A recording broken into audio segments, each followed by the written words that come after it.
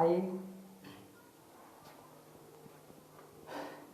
हम आपको इतिहास की अगली श्रृंखला से जोड़ने की कोशिश करते हैं। जैसा कि मराठा साम्राज्य हम पढ़ रहे थे और कल आपने मराठा साम्राज्य का अंतिम छत्रपति, जिसे हम साहू जी के नाम से जानते हैं, है ना।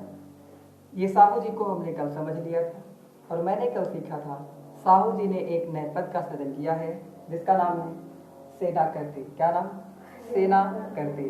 और यह सेना करते का मतलब है सेना का संगठन, अर्थात सेना को संगठित करने वाला।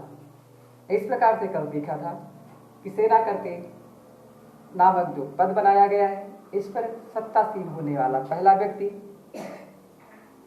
पेशवा बालाजी विश्वनाथ होता है। ठीक है, ये पेशवा बालाजी विश्वनाथ वही है जिसके माध्यम से साहू जी ने अपनी सौतेली मां अर्थात ताराबाई को अब सत्ता से हटाने में सफल रहा। ठीक है, इस प्रकार से मैंने सीखा कि जो छत्रपति अर्थात शिवाजी ने, मराठा साम्राज्य के संस्थापक शिवाजी ने छत्रपति की उपाधि धारण कर मराठा साम्राज्य को सुशोभित किया था, वही छत्रपति आज पेशवाओं के अधीन हो चला है कि नहीं। तो पेशवा युग, जिसे हम पेशवा युग के नाम से जानते हैं, तो पेशवा युग का उत्थान कब हुआ? आंसर होगा आपका 1712। इस प्रकार देखेंगे, 1713। इस प्रकार देखेंगे पेशवा बालाजी विश्वनाथ जो किसके शासनकाल में है? साहू जी के।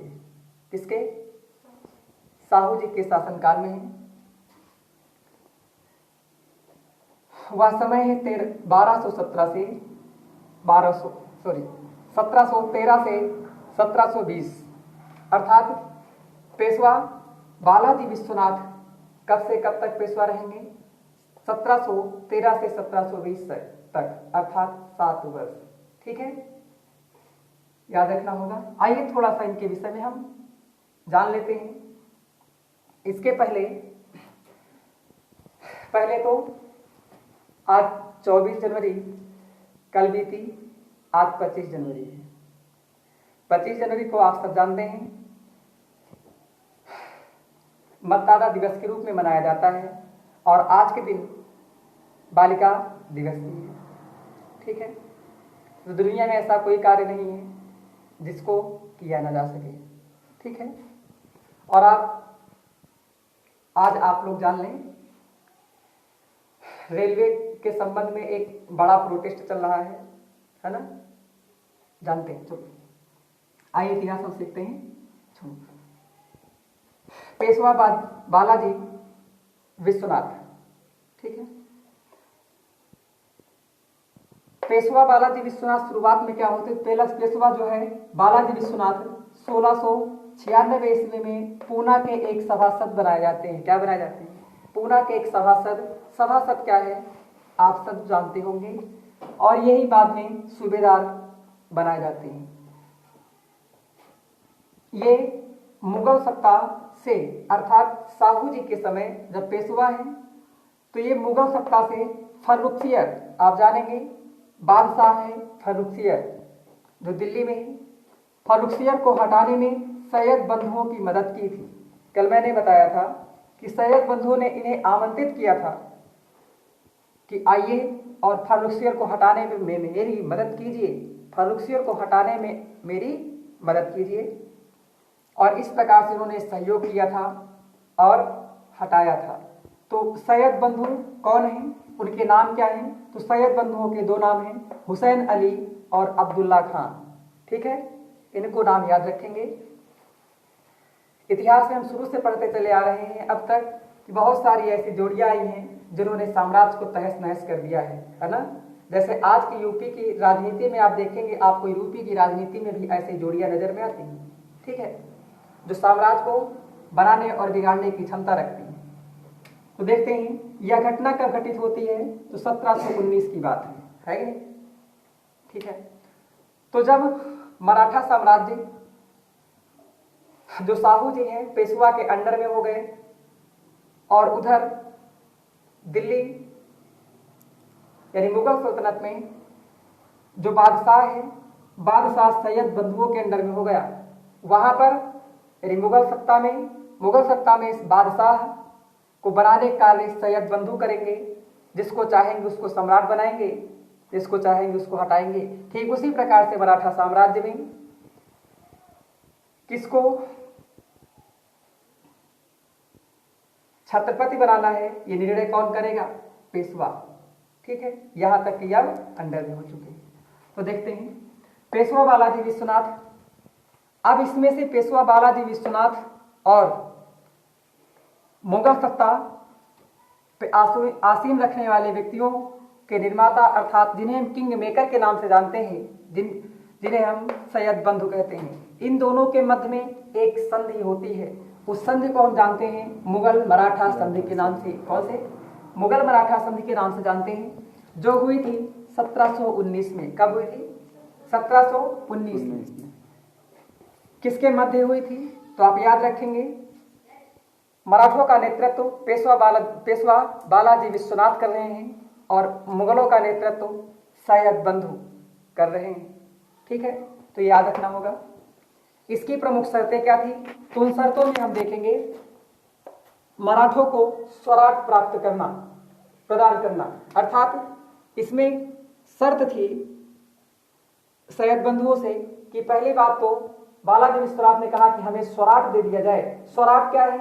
आपने सीखा है शिवाजी का जो साम्राज्य था 3 भागों में बटा हुआ था, जिनमें से शिवाजी का जो पूरा भाग था उसको हम पूर्ण रूप से क्या कहते थे? स्वराट कहते थे। जैसे आज 36 राज्यों का समूह है उसको हम संयुक्त रूप से भारत कहते हैं, ठीक उसी प्रकार से शिवाजी का जो पूरा साम्राज्य था उसको हम एकत्र रूप से, समग्र रूप से हम स्वराट के नाम से जानते थे।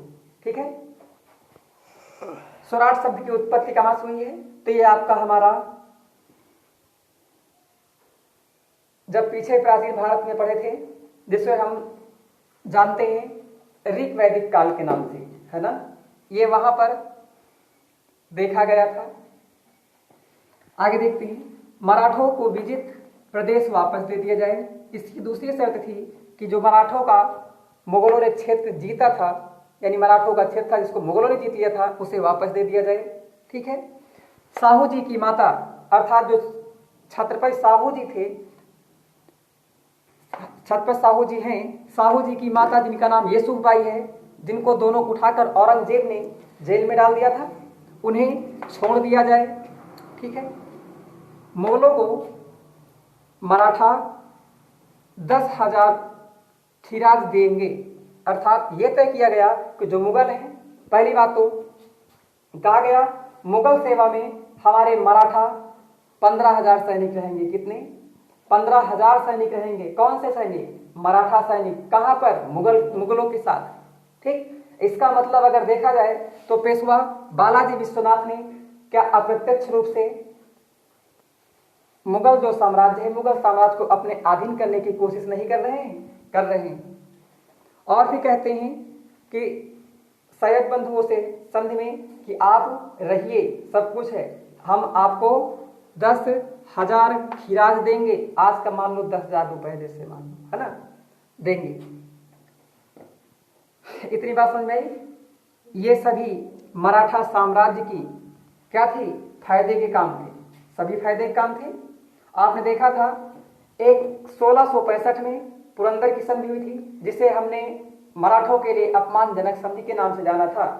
ठीक है, क्योंकि उसमें मुगलों ने मराठों को कहा, जो कहा वो मानना पड़ा। ठीक उसका उल्टा यहां पर हो रहा कि मराठा मुगलों को जो कह रहे हैं वो मान रहे हैं। ठीक, इस प्रकार से इस पूरे संधि को इतिहासकार रिचर्ड टेम्पल ने मराठों का मैग्ना कार्टा कहा है। महत्वपूर्ण सवाल है, मराठों का मैग्ना कार्टा किसे कहा जाता है? मराठों का मैग्ना कार्टा मुगल मराठा संधि 1719 को कहा जाता है। याद रखेंगे।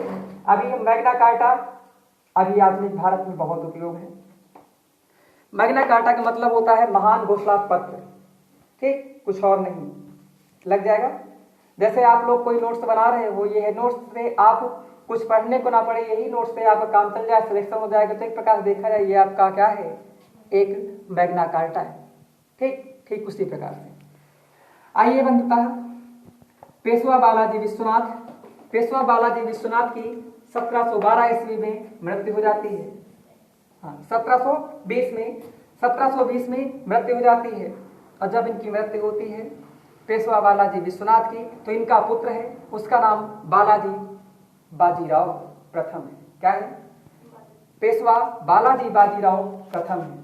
इस बालाजी बाजीराव प्रथम को साहू जी अपना पेशवा बनाते हैं। इस प्रकार से यही बालाजी बाजीराव जो है, बाजीराव प्रथम जो है, ये आपका पेशवा बालाजी बाजीराव प्रथम के नाम से जाना जाता है।